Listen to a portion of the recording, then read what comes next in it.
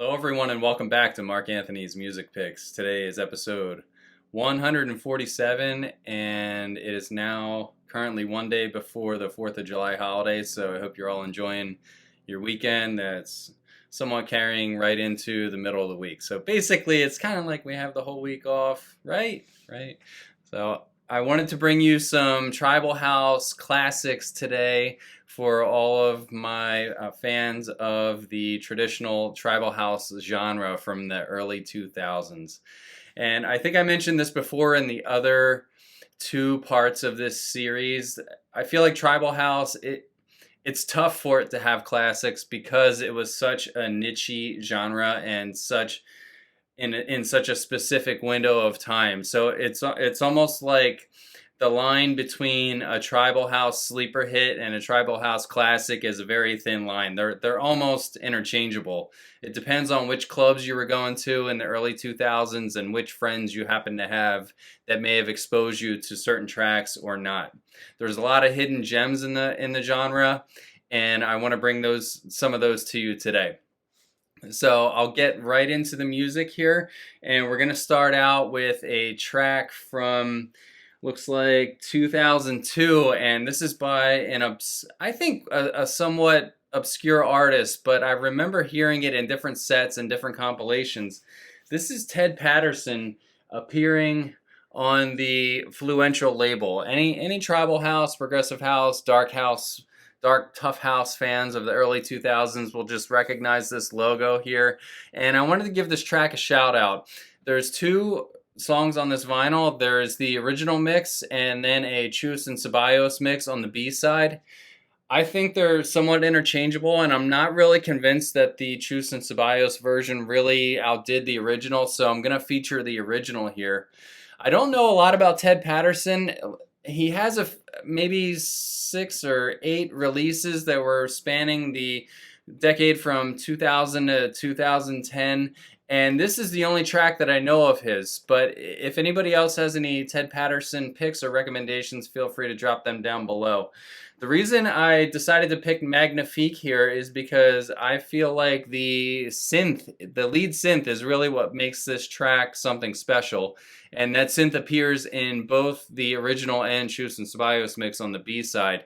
And I was trying to think of a kind of like a funny analogy for what that synth sounds like, and it kind of reminds me of if you've ever heard a really young child, like a 1 or 2 year old, that has a temper tantrum, and they kind of do that like bratty, whiny cry, like man, and they're actually trying to like really annoy their parents to get a point across. That's kind of like what the synth reminds me of here. But I'm not saying that the synth is actually annoying. It just has this kind of like this like gritty resonance to it that's like, it's like, wow, it's got some power.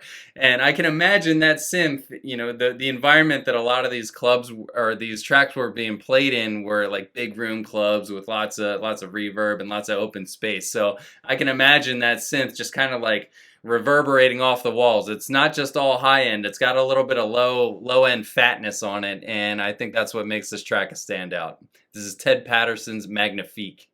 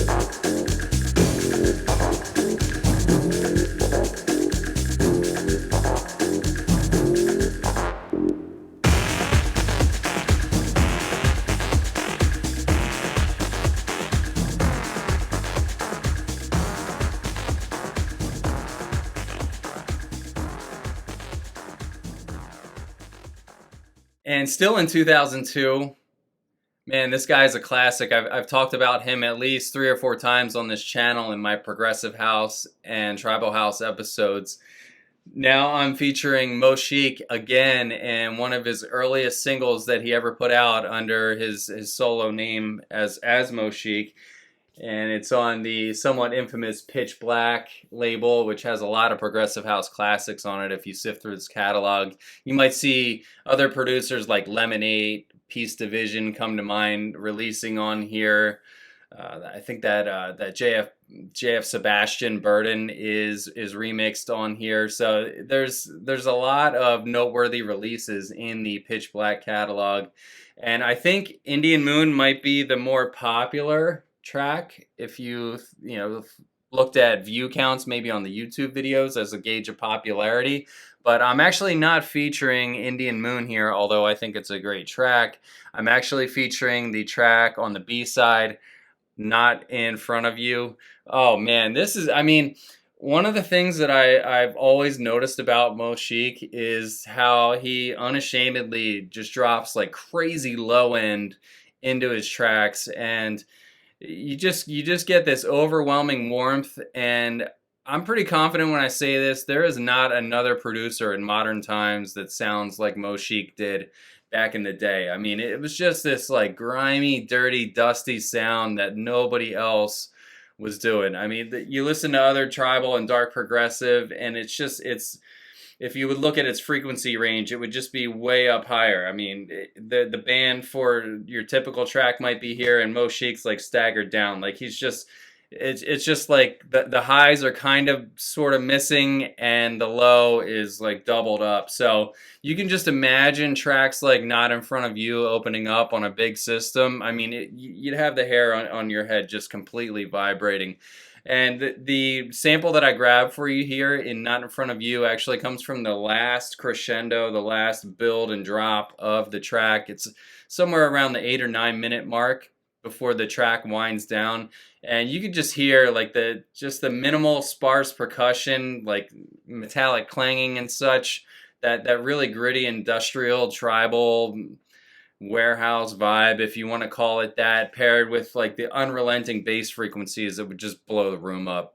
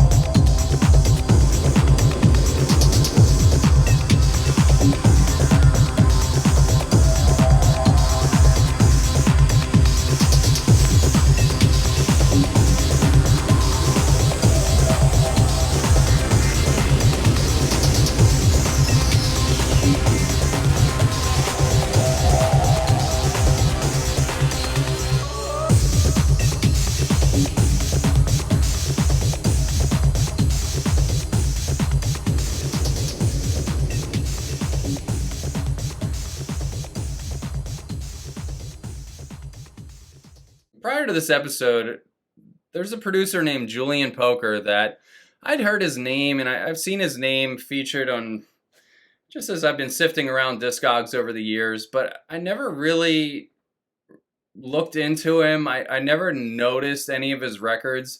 And I was having a conversation with my good friend Ryan Bauer, and he was sending me some of his old Progressive House and Tribal House recommendations. And it's not like everything he sends me is something that, I end up liking. But man, he gave me like one of the best recommends I've ever gotten for this genre. And this is Julian Poker in 2003 doing this it's like Reconstruction or Reconstructed, I think it's called, on this label called Intenso. Now, I like this record so much. There's 3 tracks on here. I think it's 2 main tracks and one sort of like shorter one. The 2 premiere tracks are outstanding, and Reconstruction number 2 is the one that I'm featuring in this episode here. They're so good. I mean, they are legit 5-star tribal progressive house hybrid tracks. I mean, just like absolutely stellar.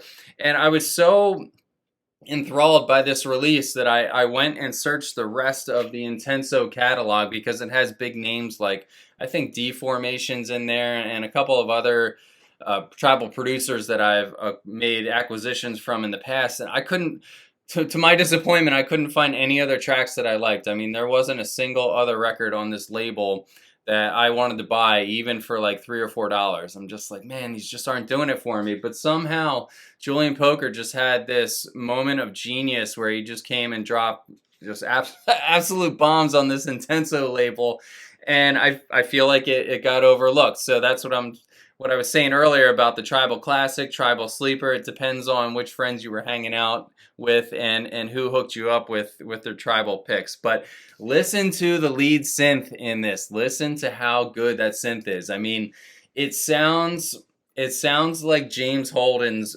best moments. If you love James Holden's progressive trance and the magic that he could create with his, you know, perfect epic sounding synths that seemed to like outshine every other producer that was competing at the time, you'll love this. And the male vocal that whispers, you know, fire in my heart, and, you know, all these other kind of like nonsensical but at the same time epic sounding vocals, the way it all comes together, it's just genius.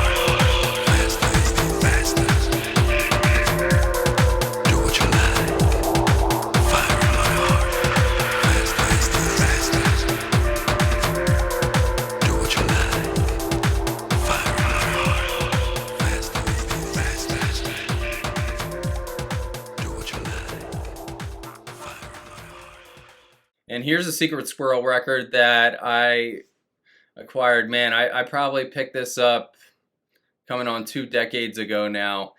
And I remember it was from the old dancerecords.com that's long since defunct. That was one of the first American websites that I was buying most of my vinyl from. And the only reason that I even discovered this is because I was searching for Danny Tenaglia. Like, why would I not be searching for him? I love tribal house. Well, this record here was featured with, you know, Danny Tenaglia in parentheses next to it, because it was like basically a remix or remake of his super famous track from 1997, I think, called Elements. And here you have some relatively obscure producers, Robish and Sammy K. They each have a handful of releases. None of them ever got famous. And I think even this record now is not famous, but it should be. If you listen to specifically the Robish mix on the B-side, it's about 9 minutes long, and this is an absolutely phenomenal remake of Elements. And the thing, I mean, if you listen to the original Elements, right, it's self-narrating. I mean, the concept of the original Elements is dope. It's like a track that tells you about itself as it's happening. I love it. I think that's Danny's voice pitched down. I really wouldn't be surprised if it was his own voice. And here, this one's up a little bit higher. This is kind of floaty, bordering on a daytime track. You could definitely drop it in a club at night. I'm not saying that it's like not nighttime appropriate, but it could also be an afternoon or evening track. It kind of has a bright and shiny, kind of polished feel to it. The drums are really catchy, and the track just moves through like all 9 or 10 minutes of it with just constant new ideas. And my favorite as you move towards the end are the violin strings that come in, and it's just like, I didn't see that coming, right? You couldn't put violin strings in the original Elements because it was just, crazy, heavy, dark 3 a.m. house from Tenaglia. But with this vibe, with this kind of like, I call it like that, just like cruise control vibe, where it's like you're kind of like driving down the road and on cruise control, and it's more of like air hitting you in the face. It's fresh, right? That's what you can. That's where the violins really come into play and fit. They fit this so well. So this is a $3-4 record. I bought an extra copy of it in case anything ever happens to my original. But go and get this now in case it ever blows up one day. It rightfully should.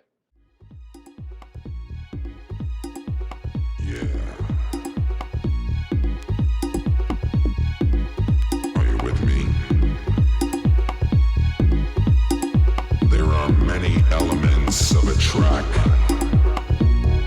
Sometimes it's few, sometimes it's many. I like it all.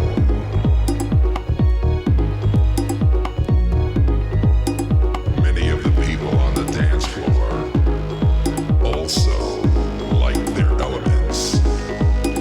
Yeah, you know what I'm talking about.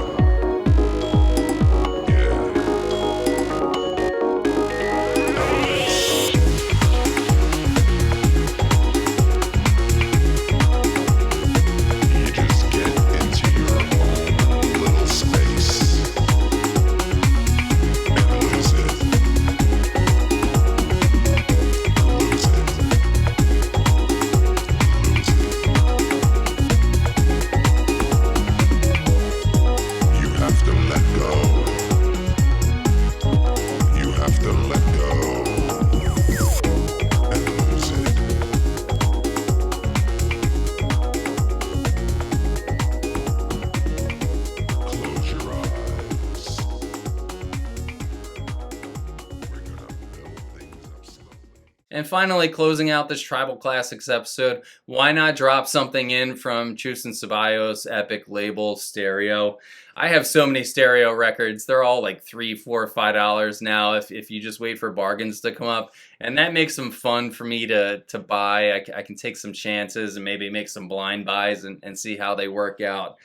Here we have a producer named Moth. I have a few Moth records, and I didn't research before this episode to even see who Moth is. It might be a duo, it might be one person, it might be an alias of somebody that I already know. I don't know.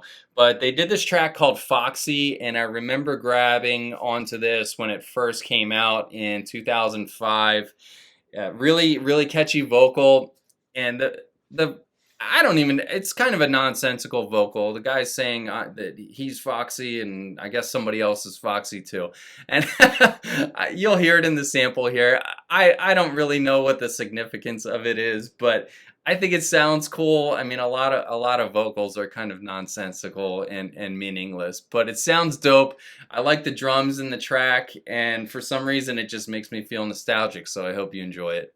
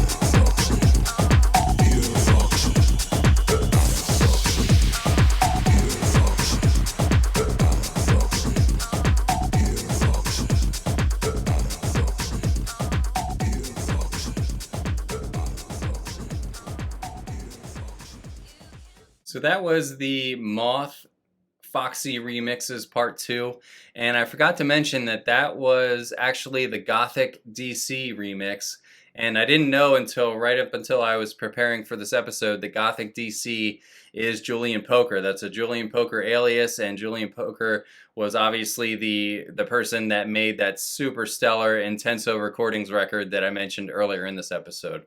So check that out. I hope you enjoyed it. And that also concludes this episode. So thank you, and feel free to make any Tribal House picks or recommendations down below, and let me know your thoughts on the tracks I've presented today. That's all, and take care.